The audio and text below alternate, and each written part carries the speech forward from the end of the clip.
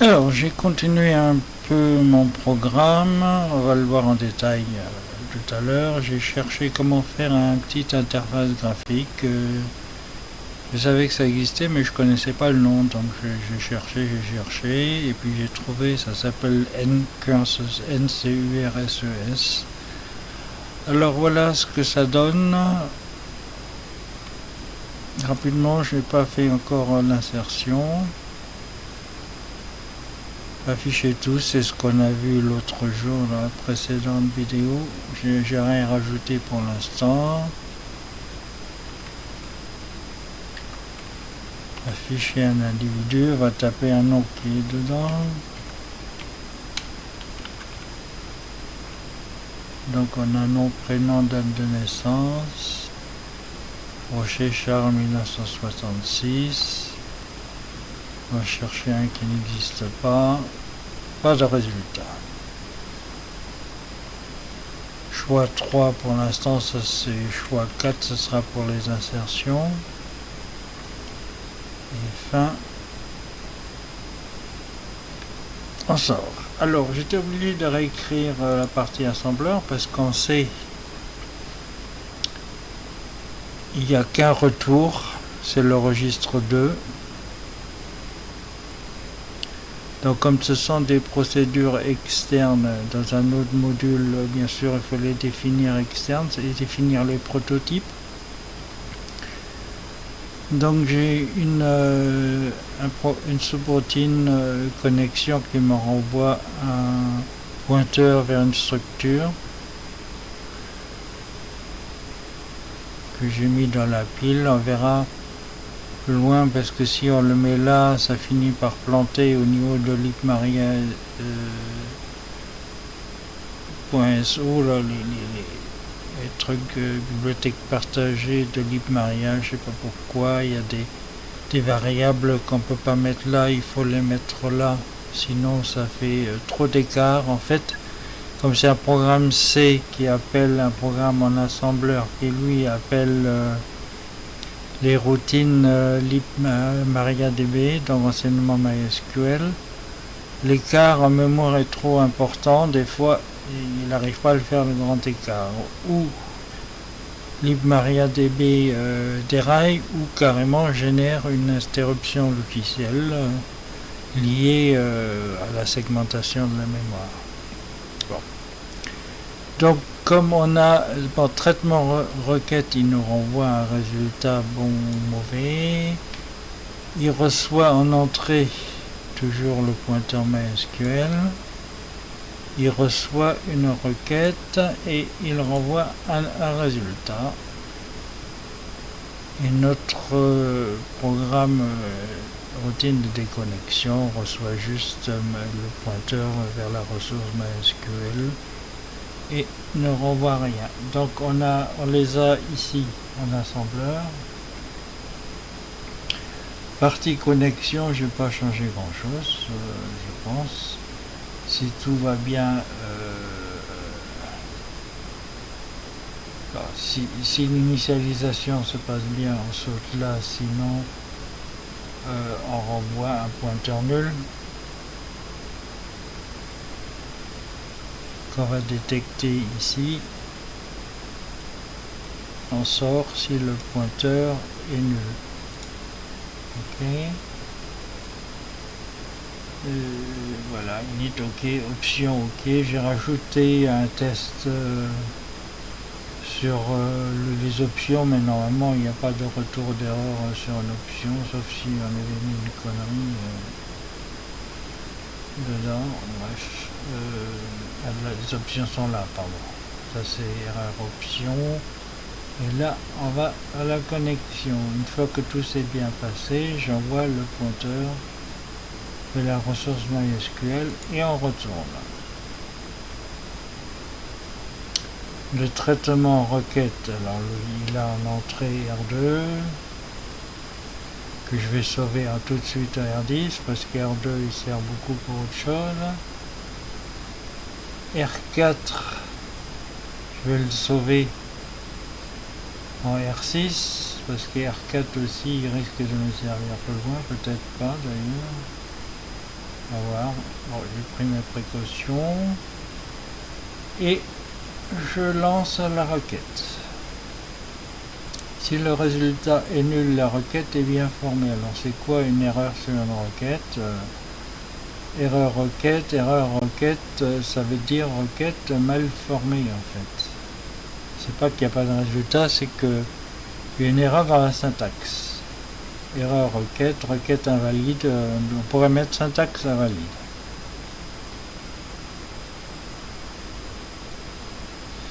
Ensuite,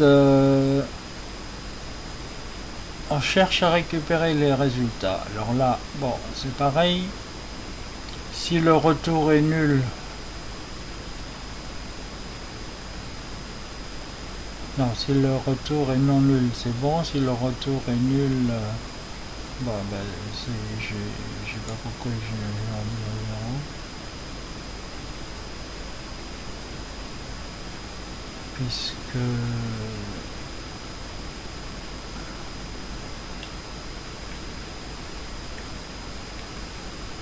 s'il n'est pas nul, donc s'il est nul, pas besoin de ça. Donc je mets 0 R6 c'est la chaîne retour, donc le premier caractère de la chaîne 6, ben, je remets à 0, résultat vide. Sinon, lorsque j'ai un résultat, je le dissèque comme on avait déjà vu, avec entre accolade ouvrante et accolade fermante. Je mets les lignes par une entre crochets avec des virgules qui séparent les champs et les simples quotes, les apostrophes. Donc, bon, ici je peux trouver un résultat nul. Alors pareil, s'il n'y a pas de réponse sur la requête, on cherche le nom de quelqu'un on a vu qui n'existe pas, on va avoir un résultat nul. Donc là c'est pareil.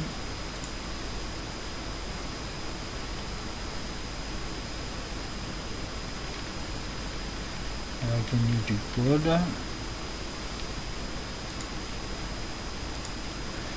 Alors, résultat vide, ligne OK.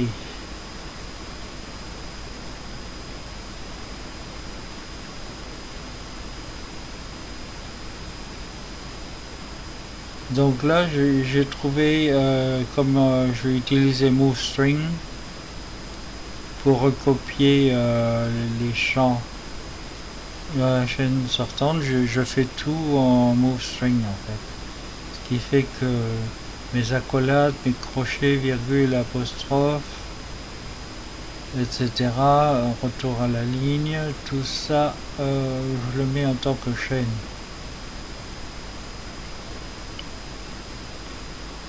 Donc on est obligé de mettre 0 dans R0 puisque nos chaînes finissent par 0, c'est le délimiteur de fin de chaîne.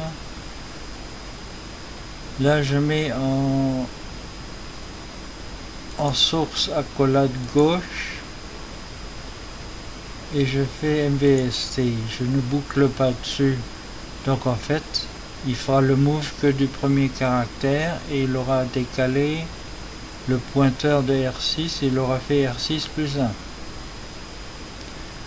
Ensuite, je vais voir combien il y a de champs de réponse, enfin combien il y a de lignes de réponse, pardon.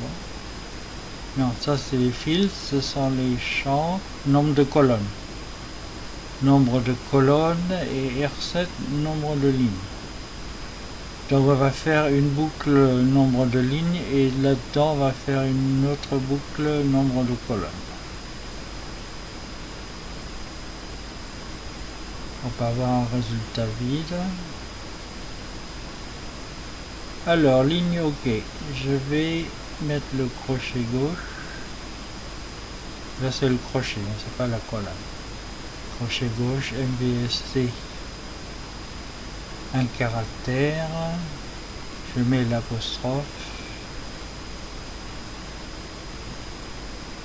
je charge dans R3 Ça on l'a déjà vu. L'adresse de la première ligne.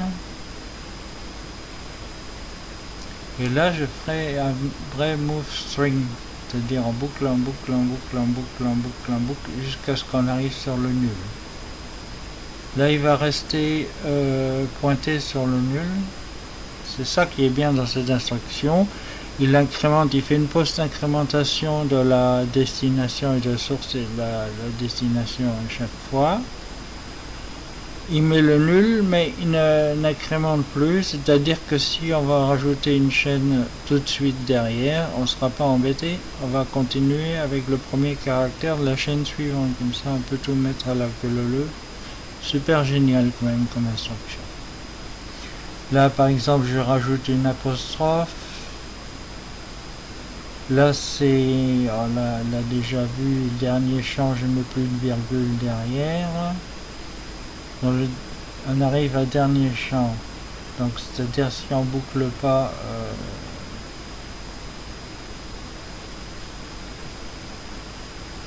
voilà, c'est ici. Ah oui, en décrément R13 qui correspond au nombre de colonnes. Ouais, parce que R8 de temps en temps je l'ai sauvé dans copier d'un R13 parce que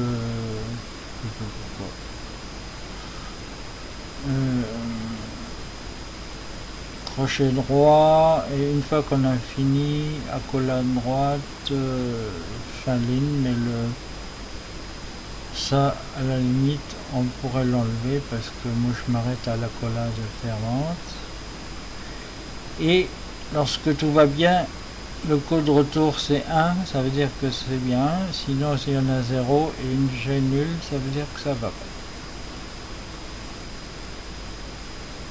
Il a des connexions, il n'y a pas grand chose, on ferme les connexions, déjà on libère les ressources et on drop la connexion sur le serveur, on libère le dernier pointeur. Et c'est fini. Donc là je l'appelais réentrant parce que là il a vraiment aucune variable en mémoire, il a 3, il travaille qu'avec des registres et des messages en lecture seule.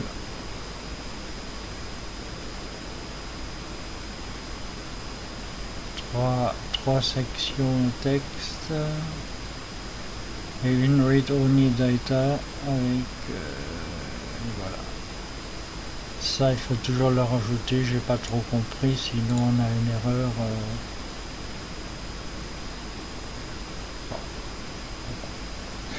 Voilà, donc il n'y a pas de mystère.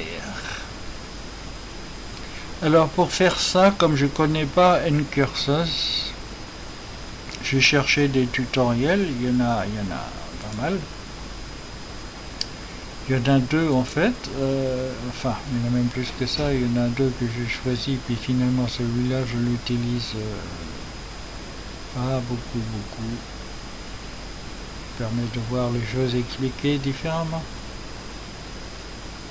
On n'a pas compris chez l'un, peut-être qu'on va le comprendre chez l'autre. Bon, j'ai surtout utilisé celui-là et j'ai repiqué le code exemple 9.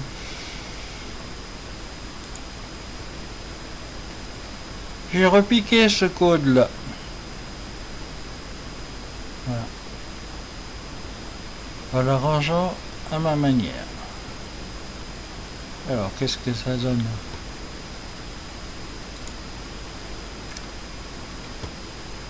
Bon, bien sûr, on fait un include ncursus.h pour avoir les fonctions ncursus. String.h, je l'utilise pour str copy et str cat. stdio, je sais même pas si on a vraiment besoin. Si on a besoin pour la définition de UIN par exemple.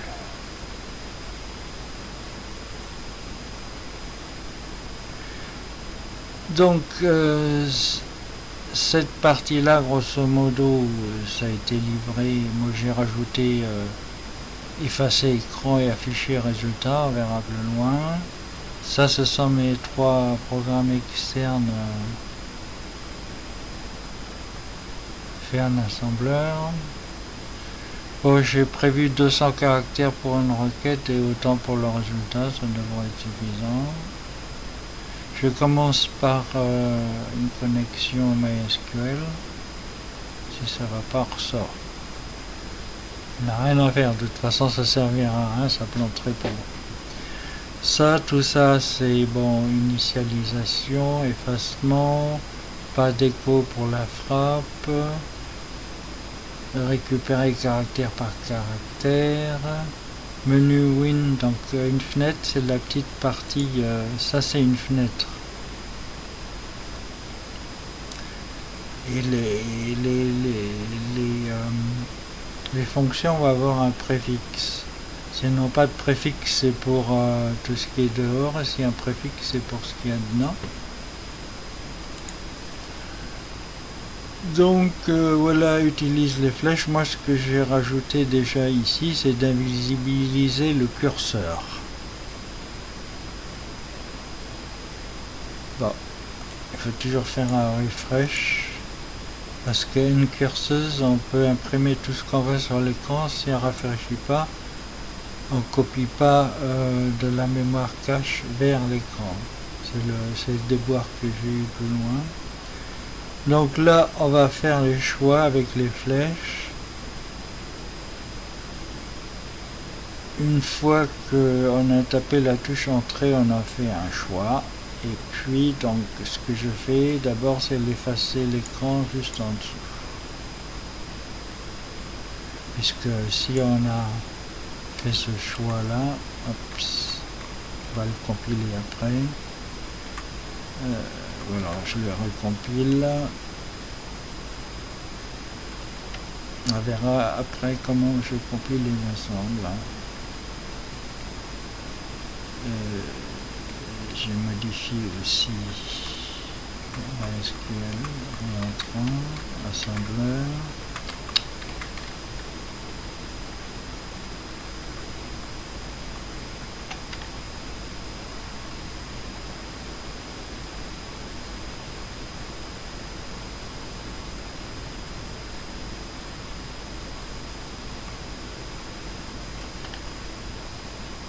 Donc, si on fait autre chose, il faut effacer. Effacer ce qu'il y a en dessous. Par exemple, faire ça. Donc j'efface l'écran et en fonction du choix, après, bon, on va peut-être fermer cette vue-là pour agrandir l'autre.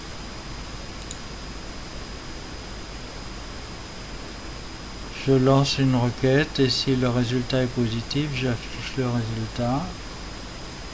Moi, je vais sélectionner les libellés correspondant aux 4 tables qu'on a vu la dernière fois, où nom égale ID nom, prénom égale ID prénom, naissance égale ID naissance.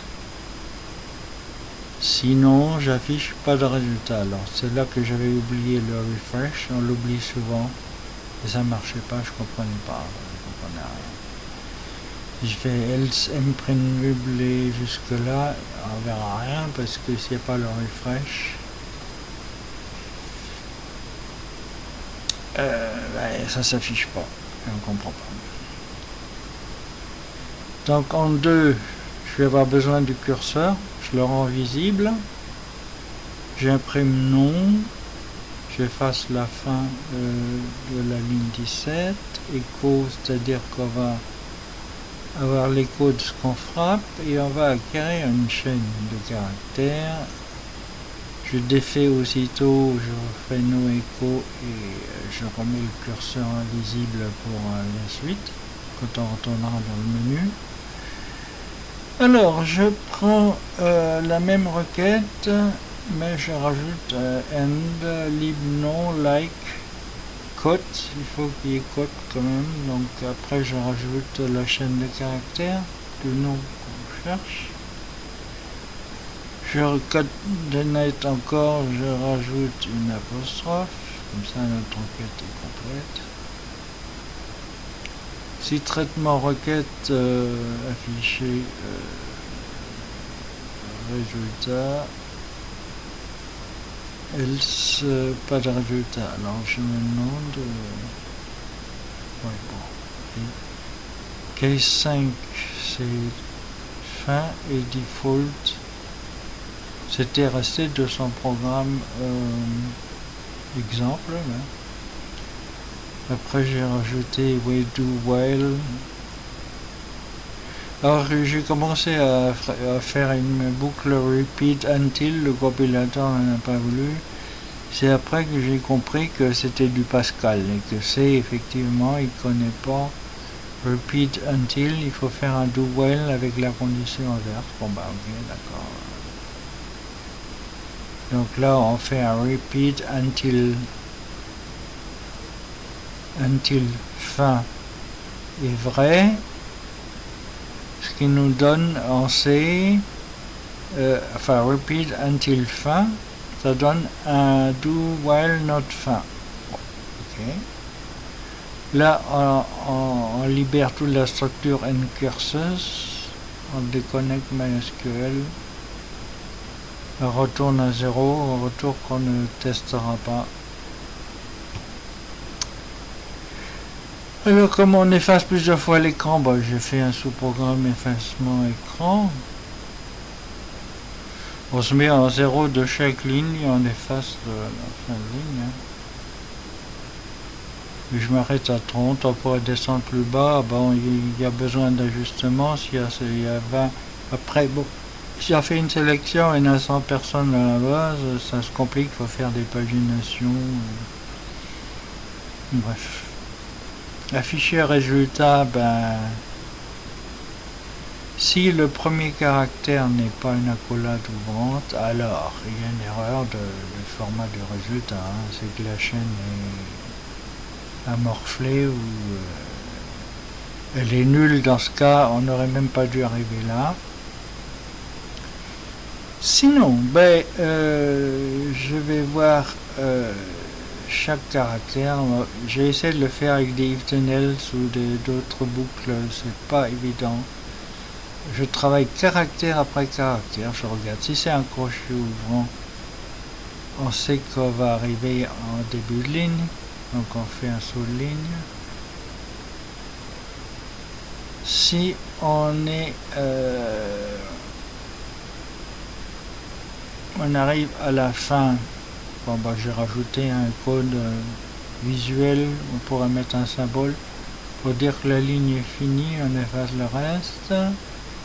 Si c'est une virgule, bah, je mets une tabulation, c'est pour séparer les champs. Et si c'est rien de tout ça, bah, on imprime le caractère.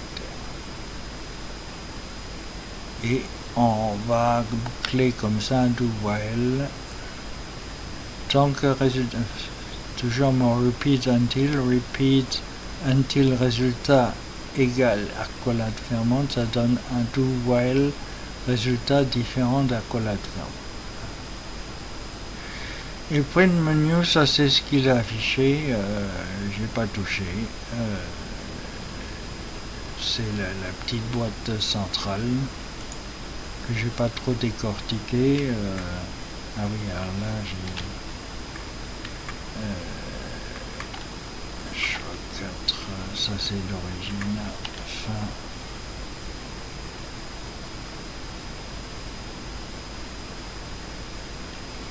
Voilà, bah c'est très bien tout ça, on a fait le tour des programmes. Il me reste à faire les insertions. Alors les insertions c'est plus compliqué. Si on insère un individu qui est déjà, qu'est-ce qu'on fait? On affiche une erreur et puis on s'arrête là. Il faut aller voir, comme il y a 3 tables, il faut voir si c'est un nouveau prénom, il faut le rajouter à la table prénom avant de l'utiliser. Il y a un peu plus de logique, donc je ne l'ai pas encore fait. Ce qu'on va voir maintenant, c'est comment que je mets tout ça bout à bout. Alors, comme j'en ai marre de taper toujours la même chose, j'ai fait un... Ah oui, alors j'ai oublié, j'ai trouvé une commande parce que par défaut l'écran il est en 80 colonnes 40 lignes. J'ai trouvé un programme qui apparemment fait partie de Xterm, du package Xterm, et j'agrandis mon écran. Là ça marche pas, mais en tout cas il y est déjà. Pas beaucoup, voilà, là ça a marché, mais il y était déjà. Ce qui fait qu'un GDB il va être tout grand maintenant, GDB SQL.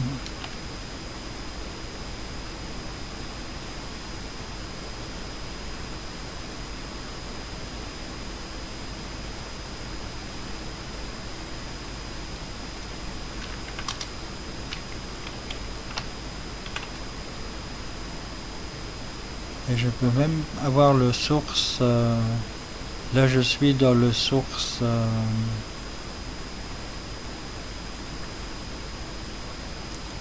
Alors là, bizarrement, je ne sais pas pourquoi il met les registres l'autre fois. Il avait mis les registres côte à côte. Bizarre. Je ne sais pas pourquoi. Là, ils sont à nouveau là en dessous de 0.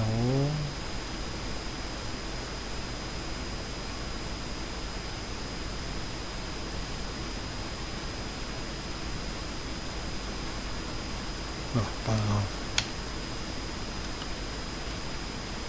Je sais pas ce qui s'est passé. On va le refaire, on va mettre un point d'arrêt sur le code assembleur.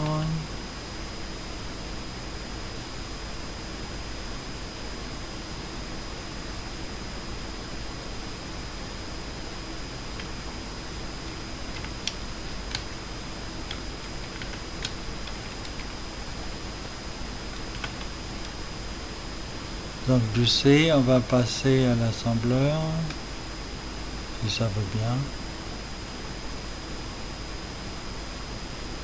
Ah, maintenant, il voit pourquoi, il les met côte à côte. Bon, bref.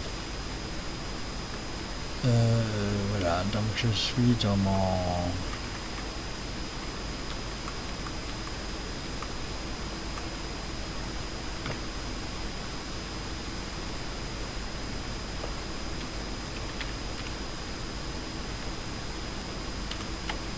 Voilà, ça c'était pour montrer la différence, et puis elle aura un anneau. C'est beaucoup plus grand que ce que j'avais les autres fois, mais j'ai eu du vol. Alors, on va revenir à nos moutons.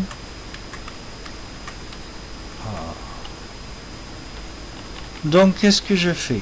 gcc-g, donc debug, -c. Alors, je fais pas un tiret O, je fais un -c, ça veut dire ne génère pas d'exécutable. D'ailleurs, il pourrait pas puisqu'il n'y a pas de fonction main ou start. Il va générer un objet qui va s'appeler mysql réentrant.objet avec les différents ingrédients qu'il faut pour MariaDB alias ex MySQL. Ensuite, là, je vais vraiment compiler du C. Je lui rajoute le code objet précédemment obtenu par l'assembleur. Je lui dis que je veux qu'il prenne la bibliothèque ncurses output SQL, et ça, est-ce que j'en ai encore besoin?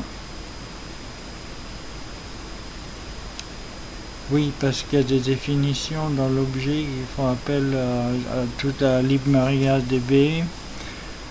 Donc voilà, il me faut remettre les paramètres de MySQL, enfin MariaDB. Et puis voilà, j'ai tout exploré.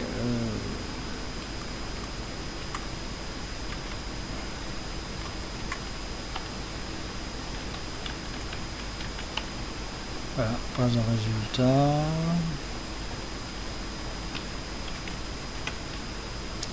Après, il y a une question de mise en page, de tabulation, tout ça.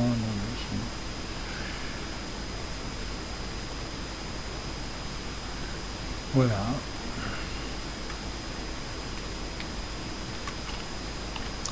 Voilà ce que j'ai à dire aujourd'hui. Alors, prochaine vidéo avec les insertions. Hein.